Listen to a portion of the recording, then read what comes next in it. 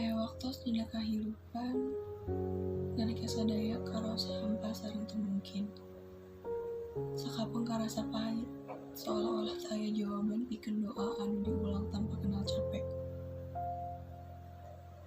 Rencana Allah langkung sae tibatan anjeun. Kadang Gusti ngahalangan rencana anjeun pikeun nguji kasabaran. Tenang,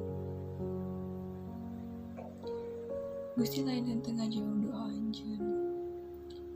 Gusti ngantosan waktu sanu leres.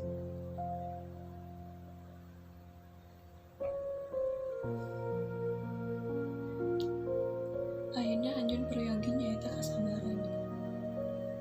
Anjeun yang kedah sabar nalika naon anu anjeun nyuhkeun ka Gusti teu acan dikabulkeun. Percaya, kesabaran teu aya watesna, ngan eta urang sering ngamantesanan. Doa anjeun bakal kajawab dina waktu sanu leres. Pahitna kasabaran bakal ngancik amis dina hiji dinten. Tanpa urang sadari, bakal aya nu ngabales. Sanaos henteu aya dina ieu, urang masih ngadu Gusti anu bakal males amal kahadian urang. Sabar, sadaya bakal indah pada waktuna.